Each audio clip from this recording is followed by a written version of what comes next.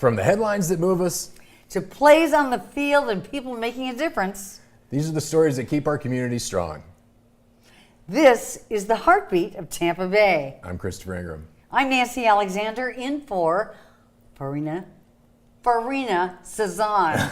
Nice. You got a little bit backwards, but Serena Fazan. Serena Of course Fazan. You know. I'm Alex Nancy Ander. And I'll be your fill-in host today. You're in trouble today. I'm trouble? You're in trouble. Today? Just a little bit. Have we met? Yeah, just a little bit. We have a great guest here today. Yes, we do. We have Mary Pat King, who is the CEO of the Girl Scouts of West Central Florida. Welcome, Mary Pat. Thank you so much for having me. Excited and she to has be here. custody of all these. Yeah. No, I do. You do. Yeah. You can have one, but I get first pick. I get first pick. What's your favorite? You're not going to say what your favorite box of cookies No, is? because if I say, you'll probably take it. I've always had it bad for the Thin Mints, and I have a technique. Yeah.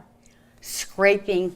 Oh wow. The chocolate off with your bottom teeth. I have not heard that before. And then getting to the cookie. Yeah. So it's like a biscuit. Yeah, I love it. It'll be on all over TikTok. I love it. Just because of having setting trends. Been on the show, yeah. So, Mary Pat, tell us a little bit about what is going on at the Girl Scouts of West Central Florida these days. You guys run a fantastic, huge, multi-troop organization, but you tell us what's going on. Yeah, so we serve 19,000 people across the 8 counties in our region for our council, and 5,000 of those 19,000 members are active, background checked, and dedicated, committed volunteers who we are celebrating this month. It's April, and we just appreciate so much our volunteers and the extraordinary time and talent they give to our girls every single day. So right now it's Volunteer Appreciation Month, and it's our celebration time of our Girl Scouts. In general, we have so much to celebrate from the past year. Mm-hmm. And they just finished their cookie season, had a great season. We have some top sellers who will be celebrated on a statewide conference call next week with all of the Girl Scouts across Florida. How big of a deal is it from a fundraising standpoint for the Girl Scouts? Like, what percentage of funds for Girl Scouts come from selling cookies? Believe it or not, 70% of our revenue. Wow. 70?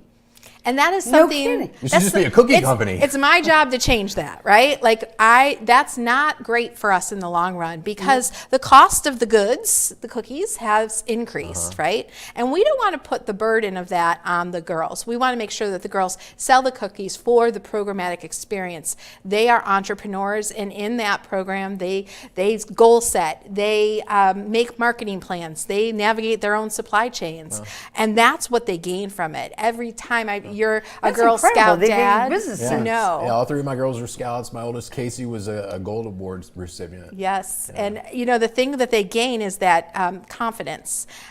Just this past weekend, I was at the Sarasota Film Festival, and they had Cookie Queens, which is a new documentary that just came out at Sundance Festival, and it will be rolling out in theaters later this year. And this movie was amazing. For 90 minutes, I smiled and I laughed and I cried, and it showed that grit and perseverance and confidence building in real life. Seeing girls go from Girl Scouts to entrepreneurs in 6 weeks, it was just such an extraordinary movie. I hope you see it.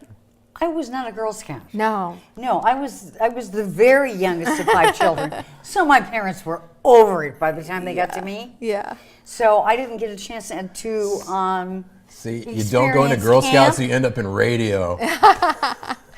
I've ended up in worse places than that. What does scouting do for a young woman?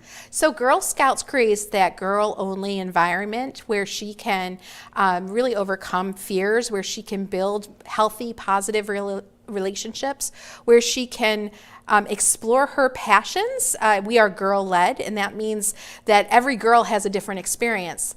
In your own family, their vests, even if they were in the same troop, would look very different because each girl decides what she wants to experience. We're not blocked into a curriculum. Okay. We have an array of options. We have girls who decide to pursue that ambitious Gold Award route where they want to make a sustainable change. We have girls like my daughter, who's a 10th grader right now, who really wants to go the adventure route. She likes to go hiking and whitewater rafting and Appalachian mountain trails, and that's her Girl Scout fun. The sashes that I so envied, with all the patches on them in grade school. Yeah. And those are all earned? Yes. Is that a skill that a Girl Scout has mastered? A skill or an experience. So I think it's, I will say that each time it captures a core memory, right? Girl Scouts is about creating core memories. Skills building. So you might see pins that look like, a little red cross, right? Well, that's a first aid pin. You might see a sewing machine. Well, they mastered the skill of sewing. Entrepreneur, you see dollar signs, right? They have mastered the skills building of that. And so on the front, you see the skills. On the back, it's the fun. It's the experiences that either their troop provided or our council provided, or they went beyond our council to other councils or to Girl Scouts USA or global Girl Scouts to experience. With everything that you have to offer, and it seems like you can accommodate almost any interest. That's what I love about our Girl Scouts. That's where the 5,000 volunteers come in, I would imagine. It's true. And our volunteers are both the people who spend the time with the girls and the program partners who come and say, we will do a program for you in our area, right? So we have program partners across the footprint. We have a troop experience guide where a Girl Scout leader can say, what do you want to experience? Like I know in your daughter's troop, just from my own experience with them, that they are they were very much into a mariner experience. Like they were very interested in water, adventure, and high awards. I remember that. And so I'm certain that their troop leader, Susan, sat down and thought, what do we need to do to create something that the girls will love so they stay in Girl Scouts? Your daughter graduated in 12th grade as a Girl Scout. I'm sure she started very young. She started like 5. Why are you not bragging more about the fact that she was a gold? Well, a gold award winner. What did she? We're bragging about it now.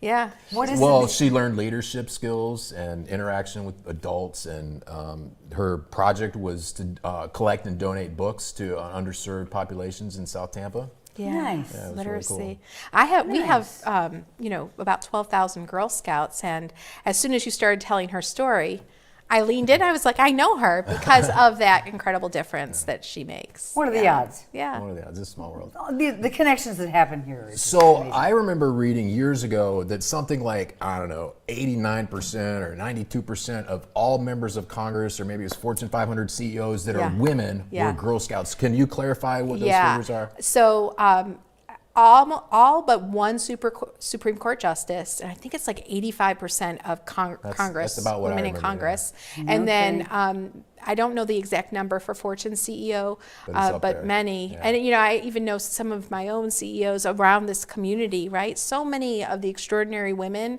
that in the Tampa Bay region will say they got their start in Girl Scouts. Cool. One of the stories I absolutely love is Tampa Bay Fire Chief. She often talks about her Girl Scout story and how it built skills and resiliency, and Tampa City Fire Chief. And I just love that story.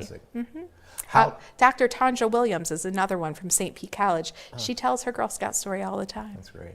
No kidding. How does a young lady, a girl, however old, my kids all started in when they were 5 or 6, I think, as brownies. What are the age requirements? Can you start late? And how does someone find a troop if they're not familiar with someone? Can I start now? Yes, as a volunteer, we welcome you in. I want to get into scouting. I want to set. So we have, like you said, age 5, it's really that kindergarten year. We are recruiting right now in the pre-K range. We have a Get Ready with Girl Scouts program where families who have pre-K students, pre-K girls, can sign up for a Get Ready with Girl Scouts kit that gets mailed to them. And throughout the summer, they have these character building activities they can do with their children, as well as access to local events and activities that are designed for getting them ready for that Girl Scout Daisy experience. We have a team of bilingual staff who help to support troop placement. So that means that they think about the parents' time and where they're located and what they want for their girl in this experience. Maybe they really want that outdoor experience. Well, that troop placement person helps to find that. Maybe they know their family's not so outdoorsy and they want a different experience. They'll go that route. So it's really a very relational approach. And a Girl Scout can be a Girl Scout starting at any time in that K through 12 span. Okay, but we know for sure that when they start early, they get the maximum experience. Just yesterday, I talked with a Girl Scout who started as a cadet, and she's on her way to being a Gold Award Girl Scout. That means she started in middle school. Wow. And that is, we welcome Girl Scouts of all ages. Are the wee ones still brownies?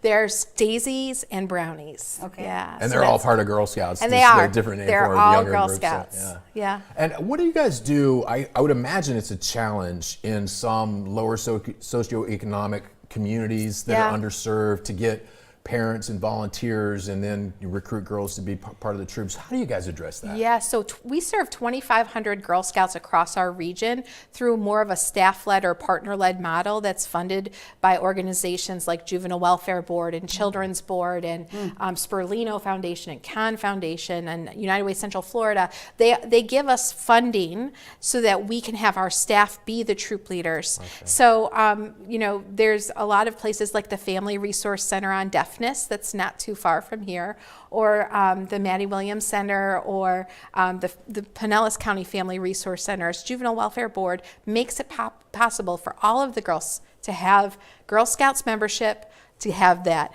vest or sash, to get the high quality programming delivered by a trained staff person, and to also have experiences like our STEMapalooza that we hosted 2 weeks ago. What's that? That is an event, it was hosted at Hillsborough College, Brandon campus. We bussed some of the kids there from our community troops, and we served about 1,200 Girl Scouts at that event.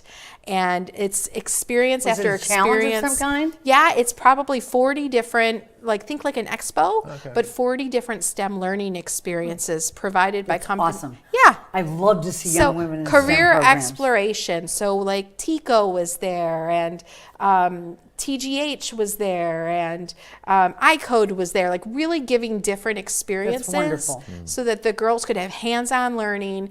And also what's cool is it's at Hillsborough College. So parents also saw what was available at Hillsborough College. Cool. And I'm hopeful that someday we'll hear this story that a parent who attended that event was inspired to pursue continuous learning. Oh, for sure. Yeah. For sure. The amount of lives that you've touched. Yeah. And now what young women are experiencing culturally, they're thinking that OnlyFans is a career. Yeah. We really try to create that diversity of careers that are out there for them. Like if they're passionate about it, they should consider all the options of what that career can be. And sometimes it's not a four-year college path. Sometimes it's a certification. Sure. Sometimes it's enlisting in the military. Sure. And we're encouraging and opening and create opportunities for all. Like next week we will be going, or 3 weeks, Soft Week. Are you familiar with Soft Week in Tampa? So Special Operations MacDill, they host Soft Week, which it's probably 20,000 people from across the country come to Tampa for this. They do down at the waterfront. Down with the helicopter cool. and everything. Yeah. So we get to take 15 Girl Scouts who are interested in pursuing a military career to have a behind-the-scenes experience. You never know that somebody, that could click with somebody. It did last year. And you could end up with a pilot. Yeah, exactly. Yeah. That is exactly right. I was a Cub Scout. Yeah. I never became a Boy Scout, but I was a Cub Scout. And I'm familiar, and I had a lot of friends that, were Cub Scouts and even Eagle Scouts. The Cub Scouts kind of did I don't even know what you call it, a 180, a 360, whatever, a few years ago, and they now allow girls into the Cub Scouts and the Boy Scouts. How did that affect the Girl Scouts? It really hasn't affected us because if you want that more co-ed experience, you can have that co-ed experience, or you want what the Cub Scouts offers is a completely different program model. We're similar in values, right? Like use resources wisely, be kind, like all the values are similar, but the way we implement it is totally different in that our Girl Scouts are girl-led. Our program's been around since 1912. It's always been for girls, always based on what works for girls. And so we have some girls who go to do both. And every time they tell me that, I'm like, you go get every opportunity you can. Sure. That is awesome. But for us, it hasn't really affected our membership or the quality of our experience in any way. Well, I love that you guys have maintained your core values since inception. And I'm a girl dad, only girl dad, only boy, and I'm glad that my girls got that all girl, female-led experience. I think that's important. Well, you know that the second troop, Clearly. Well, and if you know his kids, you would know that Casey is an amazing girl. So. Well, he's involved. Yeah. You know, the second troop of the nation started at Hyde Park United Methodist Church, and then in St. kidding. So we have quite a history here in Girl Scouting, and again, amazing women like Betty Castor, for example, like speaks about her Girl Scout And she experience. loves to wear green too. Yeah. Are these boxes empty? No, and No, I have dibs on one of those. Okay. One of the things that's so Valid important question. about these cookies is that they help us to fund our 4 camps in our leadership center. And our 4 camps, we have over 1,000 acres, 168 buildings, 16 horses, How old are the scouts before they go off to camp? Oh, they have day experiences as early as 5. Yes, we have No Daisy kidding. Days. Daisy Days at each of our camps. Yes. Just this weekend, Wow. actually, Tampa Bay Water was there doing a water conservation program. The majority of kids who were there were in K through 4. Wow. That's And fantastic. That takes a brave little girl to separate from her family and go with her other family. I think sometimes that's the key about Girl Scouts is it's a beautiful thing, especially in those early years, that you can experience with your daughter. So we do have a lot of families who join and participate in those kinds of activities. And then as they get older, they want more of the independence, and that's when you'll see that they aren't as involved. So. Okay, I got a question. 2 questions for you. Yeah. 1, as a Girl Scout, what is your best memory?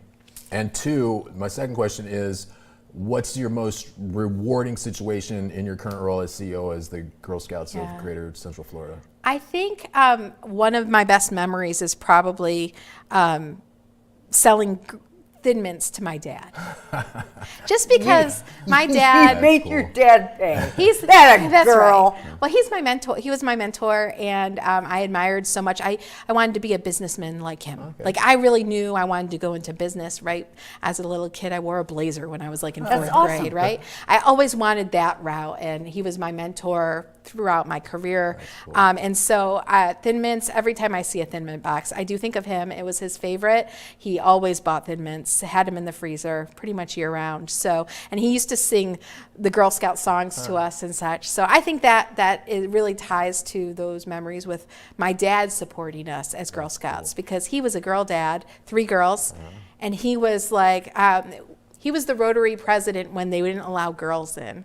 And his speech, he made us come to it, and his speech was all about how he was going to change that. It was like in the early 80s. And he was like, part of what I hope to do during my time is start to move toward allowing our girls to be part of Rotary Club. And he said, because I want my daughters to be Rotarians. And fast forward many years later, my sister's been a Rotary president already. That's awesome. Right? So it's, I think he was a change maker for women. You come from a great family too. I do, yes. The both of you should teach seminars. But I think my most rewarding thing is that I have this connection to these amazing young women who I see grow up. I have this personal goal. I don't know if I'll achieve it, but I'm working toward it.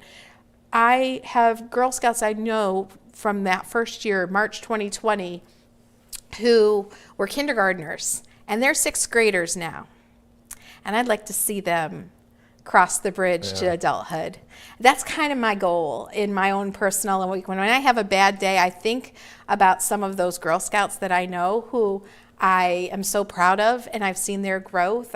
Girl Scouts like Mia, Girl Scouts like, I see their growth, and I want to be there for them when they get their high awards. And so that's one thing. And then the other thing that I think is super rewarding is seeing these Girl Scouts who have graduated college. I'm thinking of another girl, Bree Weaver, who is graduating from FSU this year. I think she was the same year as your daughter. And she was on our board of directors, and she's such a smart person. And she's going off, and she wants to be a nurse anesthesiologist, and she's like connecting with TGH, and she's doing all these amazing things. And I'm bragging about her again because I get to see that impact firsthand. It's not an accident or a coincidence. It's so wonderful. And they credit Bree, a couple of years ago, contacted me and said, Miss Mary Pat, would you write a letter for me? I'm applying for a scholarship to do a semester abroad, and they only give it to Girl Scout alum. Oh, wow, that's cool. I'm like, absolutely. Like, I'm still in the process of writing letters for the Girl Scouts that I've known who've even moved on, and that's very rewarding. Mary Pat, where can people learn more about Girl Scouts of Greater? I get it. Greater Central. Girl Scouts West Central Florida. West Central Florida. So it's gswcf.org. gswcf.org. Follow us on Facebook and Instagram and LinkedIn. We are very active in all parts of the 8 counties, from Marion County all the way down to Hillsborough and over to Polk and everything west. So very good. Well, we thank you for your service to the girls. Thank you. I appreciate you being here today. Thank you. I so appreciate. Thanks a lot. Every story shared adds another heartbeat to Tampa Bay. From courage to community. We're proud to tell the stories that keep our neighborhood strong. Thanks for watching The Heartbeat of Tampa Bay. She's filling in for Serena, but she's doing a great job.